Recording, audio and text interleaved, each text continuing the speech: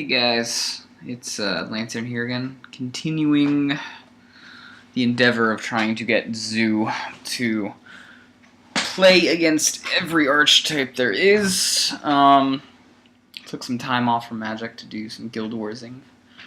So, I'm gonna bring it back. I just played a couple games tonight. Ran to a Bant deck, which I wanted to show. Yeah,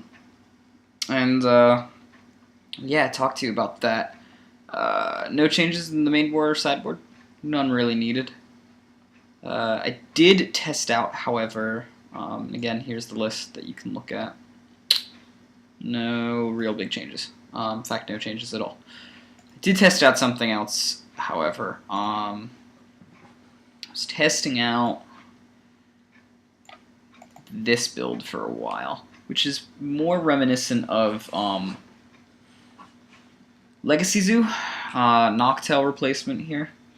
A little bit of Qasali Pride Mage replacement here. Running a little bit of a higher creature count to deal with Experimental 1. Boros Charm to replace sort of Chain Lightning. Lightning Bolt, Lightning Helix, Path to Exiles, your average lands. Horizon Canopies get into the graveyard, fast feed. Knight of the Reliquary, and draw a card. Sideboard was a little bit of adjusted from the Legacy deck to Modern. This was someone in the Legacy forum recently had some success with this sort of more of a not a Modern in Legacy. This sort of deck type. So I tried to convert it a little bit, and I was still. It's Experimental 1, man. Not having Experimental 1 really hurts. I mean, not having Chain Lightning 2 really hurts. I replaced it with sort of Boros Charm.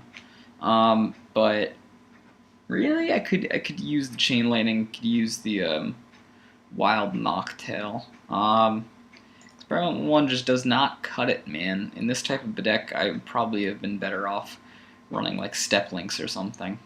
Felt nice to be able to burn things again. That was cool. But, alas, this didn't really cut it in the Modern archetype. A lot of removal. Kind of ran out of creatures. This deck ran out of gas fast. Mostly because, I don't know, again, this guy was underperforming in this type of a deck. Moving on. So, about that Bant deck. I believe it was these. That was the deck. Let's see here.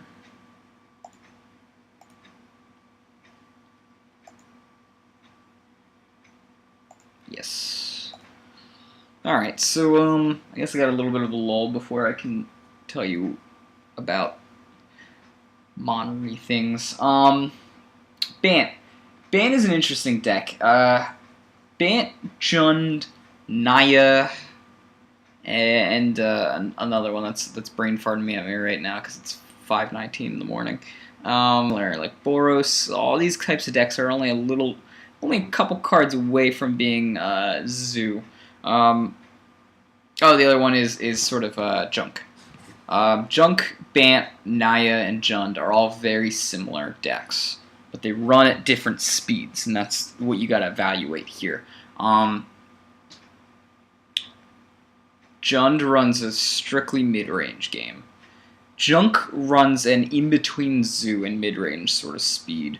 Bant is a little bit later game than Junk, but could run the same sort of mid-range game as Jund. Again, they're only sort of like, I would say the difference between Jund and Zoo are about 2 turns apart from each other. So everything else sort of falls in between those 2 turns. Zoo being the most aggressive of the decks. But it's important to sort of keep that in mind when you play these decks in order to know what you should be siding and what you should be siding out. For example, one of the big things about Bant is they're very well aware that they are a looks like this is not my game. they're very well aware that they are a mid-range deck, so they have a ton and a half of sort of mana ramp dudes to try to overcome that and get into the late game. Here's my hand, and I see a Rampager, which is great. Rampager's like removal plus damage. And I've got an Experimental one and a Loom Line with a way to get my white mana. So this is a fine hand in my opinion. And I get a Pillar of Flame. And Pillar of Flame, again, is great against Finks, great against Weenies. But I need to get my aggressive start out there, so I'm going to put the Experimental one out right away.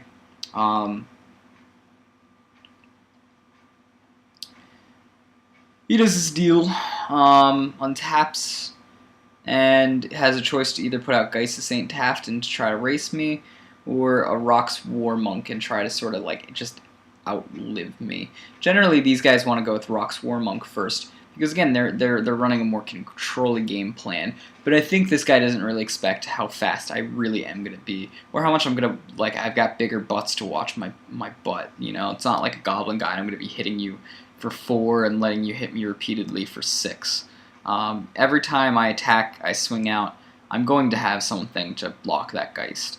And when you can start swinging at that Geist, you put yourself in a bad game. And the reason why this is bad for him is because, well, he can start swinging with Geist early on and do some damage, and I don't really care that much. I'm going to continue to out-damage him. And here I got a Pillar of Flame, so I got a couple choices. I can sacrifice a creature on this Rock's War Monk and then Pillar Flame it, or I can Rampager, and I got 2 Rampagers, so there's no reason for me not to, and I got nothing else to do with my mana. So that's what's going to happen, is whatever he blocks, I'm going to Rampage over.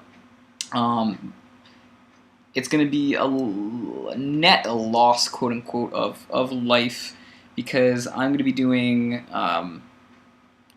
I'm going to trample over here 2. He's going to gain 3. So that'll cancel that out. He'll still have 1 life more to gain, and he'll gain it off of the... Or he'll lose 1... You know, he'll lose 1 life off of the Experiment one. Not a bad trait, because Rock's War Monk is like a Finks on crack. If it survives, it just gains way more life.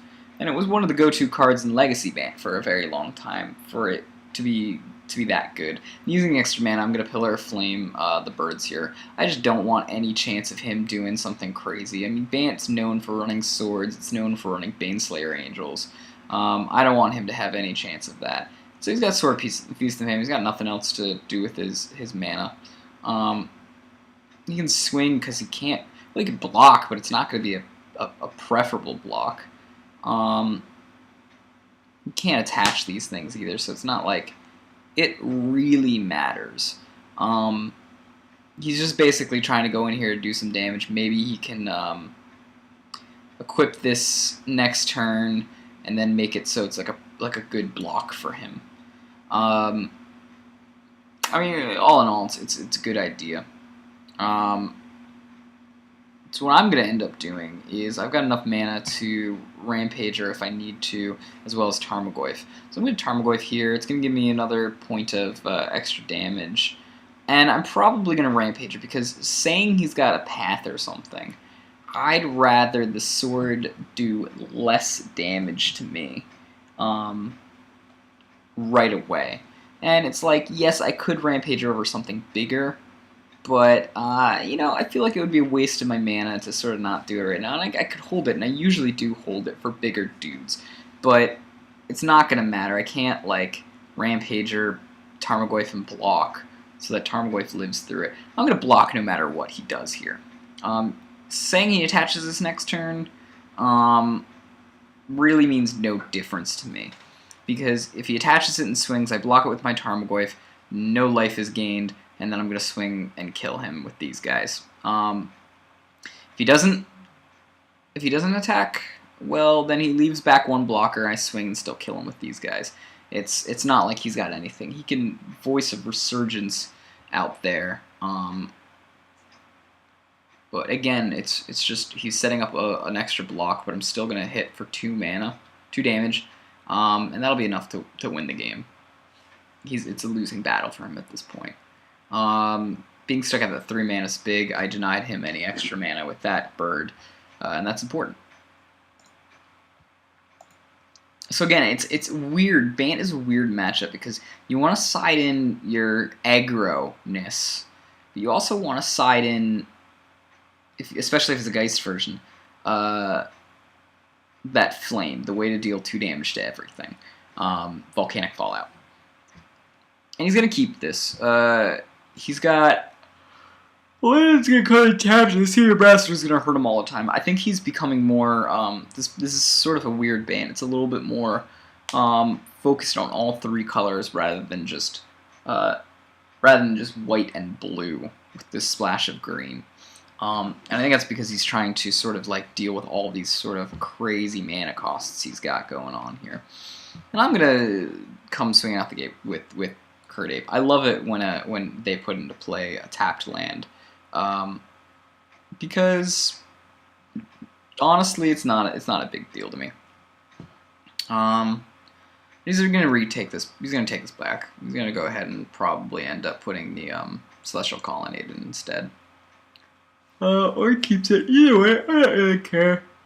I figure at best he blocks it. There's a 1/1 on the table. You know, it happens. So instead it's my turn. I go ahead and it's fine. I get an extra 1 point of damage. E1. Again, I wish E1 was Noctil because that would do me more favors. But instead it's an experimental one, so it's going to be a 1/1, and then when I put Goyf in, it's going to be a 2/2. And it's going to be underperforming. I really wish there was Noctil back. There's rumors in the winds that Noctil is going to be unbanned at some point. I can't see that happening. It pumps experimental 1. Noctil is the best pump for experimental 1, so regardless, it's just not good.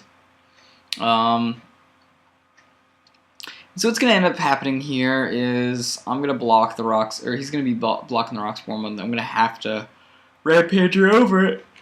He's going to keep my damage output, because in this matchup, I'm the aggro, he's the control. I mean, he's got blue. It's pretty obvious he's going to be more controlled in this matchup anyways.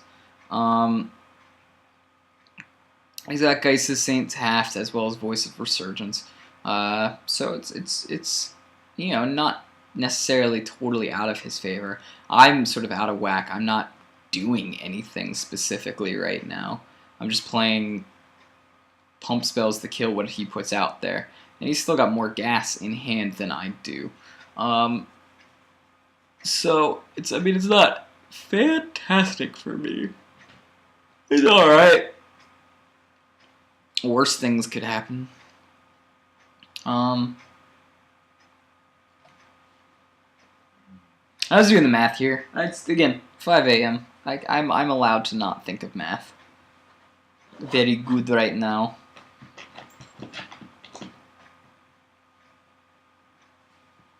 Just making sure that was the correct amount.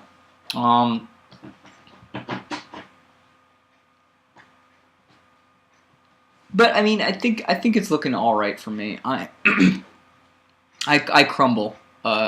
Spoilers. Mostly because of this Geist of Saint Taft, as well as the fact that I can't really do much about it. I could put a Tarmogoyf out, which is good, and gets me a point of extra damage. It's just this really needed to be the opposite order for it really to be pushed through onto my favor. And I can't really let him, because I know he might be running Baneslayer Angels or something. I didn't know that it was Sublime Archangel, but that's just as bad. I guess there's no life gain. I could bolt it, but it's still pretty crappy. This deck hates good blockers, man. What else can I say? And the reason why I did that, and I did this Tarmogoyf later, I would have got an extra point of damage in there, is because I wanted him to think this was going to be a 1/1. So that way I could pump it with the Vines of Vastwood and kill off his Geist, just kill off his threats. And see, this is no good for me now, because he's got a Voice of Resurgence. It's going to do double duty for blocking and get bigger. And He's gonna path it with his extra mana. My Tarmogoyf that's attempting to block this 3/3 Geist. And I'm pumping it because I gotta get that Geist out of there. Without the Geist, possibly it'll be fine. But with the Geist, it gets a lot harder. But I didn't even know he had the mana for Sublime Archangel next turn. If he even Sublime Archangeled, regardless, I got nothing. There's nothing but poop in the tank. At that point, we're doing Sublime Archangel, 1, 2, 3, 4, 5 on top of the Geist. So it'd be a what, 7/7 plus the 4/4. It's just Poopsville, man. And yeah, I get an extra turn to do something, but nothing happens alas, and I can't pump the last damage through without dying. So that's that game. We're moving on to game 3. Good old game 3. So it ended up being not so bad. Again, that was just a weird sort of hand. It goes to show the power and the not so much power of the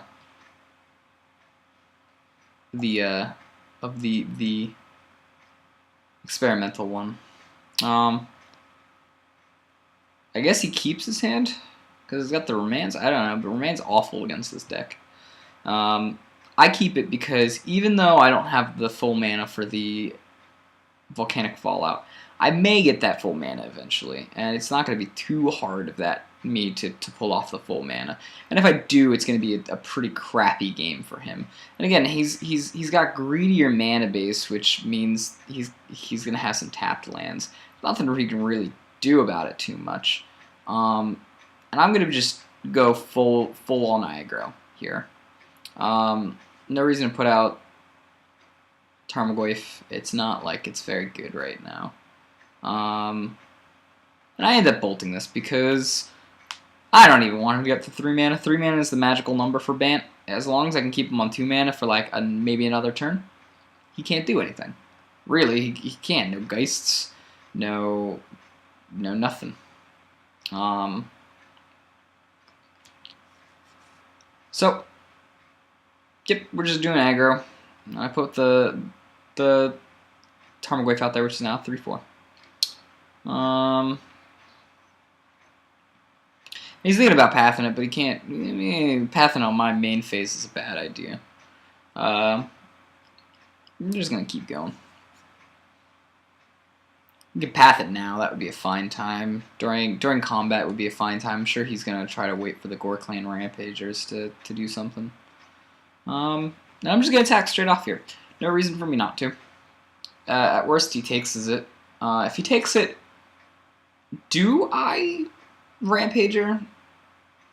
Probably not. I want a Rampager over something bigger. Also, I don't want to risk getting pathed on whatever I'm rampaging. And again, mana, greediness, it's going to have to happen.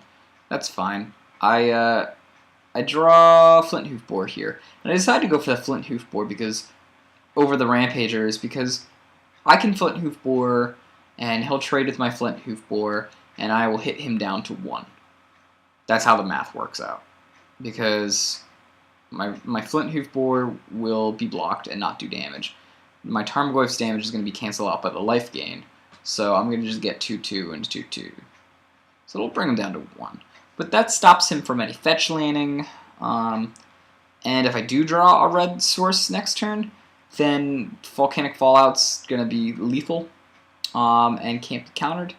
So that's the reason. And even if I don't draw the red source, I've got Rampager for whatever he's putting out to chump block. So it's not a big deal again. So again, he goes down to 1, and that's what needs to be done. So that way, I'm denying him any chance to sort of get better. Get better. Even with this path, he's got path mana and counter mana up, and if I get to draw a land, it's over for him. But I don't. I draw a bolt, which is just as good, I guess.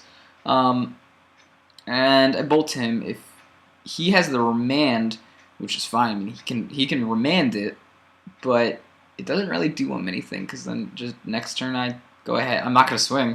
If that's the case, I'm just not going to swing, and that'll be it. So that was it. That was your Bant matchup. Bant's, again, weird, because most Bant decks will... let's look at some Bant decks while we're here, because those ended pretty early. I usually go 30 minutes, so let's look at some Bant decks. And just talk about your different types of Bants and what you can do during those matchups. Now, what can we do here? Tournament lists.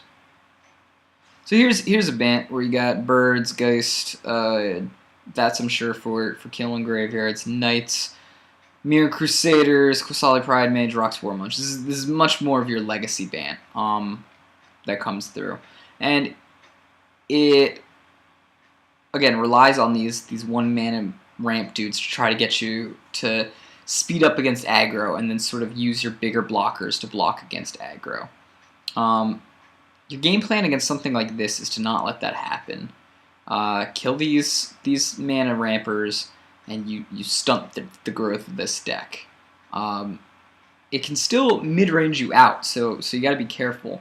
But it's not. It's really light on the removal and focuses more on sort of swords in order to get its way through.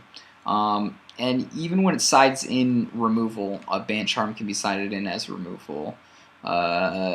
It's mostly preferring to be blocked. As such, against this deck, it's sort of a little weird. I side out my 1-mana kill spells. I side out Pillar Flame, and I side out some other stuff. But I mostly rely on my Rampager, and I will use the mana ramp, or the sort of Vines of Astwood, to push my way through, because it's also good against blockers, and that's the main reason. If they get a Path, that's fine. Path is that's like tops. They usually have around 5 ways to actually remove things. Looking at this again, I mean, again, they rely so heavily on the 3-mana dudes: Geist, Knight, Kitchen Finks, and Vendilion Click. This one's a little bit more aggro-y, though, because it runs sort of tempo with Tarmogoyf. Yeah, they're a weird blend. They're not aggro. I would classify Bant as a tempo mid-range. It's more tempo-y than mid-range, but it definitely has a mid-range element to it. In the same respect that, like, Jund is control mid-range. It's still very mid-range, but there's still, like, sort of a control element to it, a board control element to it, which case this would be more of a tempo element to it. We're trying to out-tempo you, which is why it's running these sort of mana dorks. The version we saw earlier, that's a more exalted version that sort of relies on running through things. But you also have stuff like the Troll aesthetic. Troll aesthetic being that 3-mana guy who doesn't like to die, and generally you've also got Thrund, who also doesn't like to die. And their big game against aggro is less damage and more wordship. And if you do wordship, you got to realize, like, that wordship is way stronger against us than these bigger blockers. These bigger blockers you can Rampager over. But wordship you can't, and it's you have to side in some sort of, like, kill spell to do wordship. But if they're on the wordship bandwagon, then generally they're gonna try to stick out one creature, aka Thrund or Troll aesthetic, and hope you don't Rampager over them fast enough that when they drop wordship, it's good game. There's no way to deal with it. Whether it's worth siding in enchantment removal for, yes. In this case, yes. And the reason why is less wordship, more swords. This guy has 4, 5 if you count the Steel Shaper's Gift swords, as well as Wordship, you're going to find a target for your enchantment removal, because it's probably artifact removal as well. But you should think about that. The other thing to think about is they usually run some Elspeth, and Elspeth's very, very good in this deck, because it can just sort of pull the wins out of nowhere. Is Elspeth who you should go after? Probably not. You're going to have to decide that while you do it. But against junk, if I see an Elspeth out and I've got the guy down to like 12 or less life, I'm just going to go keep hitting the face. They can have an Elspeth, but Elspeth dies when they die, so it's no big deal. You really have to just look at your board state here and figure, if I leave this Elspeth, will it kill me? But sometimes running into their Elspeth is just going to derail your own game plan, which is exactly what they prefer. They'd rather you fog a turn or two than actually kill them. So it's worth thinking about. If I saw a Elspeth out and there was a Geist of St. Taft, maybe. But generally, Elspeth against us is going to make little dudes. And if you do your math correctly and just figure there will be a token blocking something every turn, does it matter? Well, I don't know. Do you have a Rampager in hand? Probably not. Then it does not matter, you know? So that's your Bant matchup. It's really a mid-range with a tempo element, and it really, again, like these 3 cards being up here by my good friend Rallick is very specific. Turn 1, you want to put down a mana ramp, dude. Turn 2, you want to put the Geist out. Turn 3 and afterwards, you want to protect him with Path to Exile or Mana Leaks, and then start riding that to victory. It won't try to control your board. It does not actually care that much about pathing your dude. Those things are more proactive strategies in the fact that they're just trying to push forward the damage they need to do and get to their mid-range earlier. If you're seeing a version that's more heavy on sort of like the 2, I'd say Side and Volcanic Fallout. Should it have more like Rock's War Monks, Tarmogoyfs, and things like Kitchen Finks and Kitchen Finks and or the Reliquary, you want to side in your Vines of Astwood. Should it be more like Geist of St. Taft and Vendilion Click? Side in the Volcanic Fallout. Either way, you just got to remember that you're the aggro of this matchup, regardless of how it's trying to combo a finisher, speed a finisher out there. You're still the aggro. You're still going to be a turn and a half faster than them. So your deck is to try to like not let them tempo you. Try to keep them from tempoing you. Keep them at the mid-range speed, and in which case half of their cards will fall apart. You got to look at that. Let's just take this bottom one for example. You start on turn 1, and say you're on the play for game 3. Then you've got a bird that can come down turn 1, a noble hierarch that can come down turn 1, and that's it. I mean, there's turn 2. You're looking at reactive strategies like Mana Leak, Path to Exile, Steel Shaper's Gift. These guys aren't coming out at all. Turn 3, if turn 2, only if they get the birds out or something, they'll start doing Geist or Thrund or Troll Aesthetic. Just look at how top heavy they are. Whereas we're not top heavy whatsoever. We've got a good curve. Their top heaviness comes in the form of they're hoping that these birds or these weak links in their chains will not die. So if you manage to not let them do that, not let these tempo tricks out tempo you, then you'll be able to just aggro through it. Against this deck, I'd say yes, there's some thinking involved. There's some what should you plays involved, but mostly it should be push forward. Even if they put out a big dude to block your stuff, push forward. You might be able to sacrifice 1 or 2 little kids in order to get some extra damage in there and bolt them for the win. Generally, their Mana Leaks, they'll side them out game 2. They don't they're more against decks that have wipes than you. So, anyways, that was Lantern. Hope you enjoyed that one. See you guys.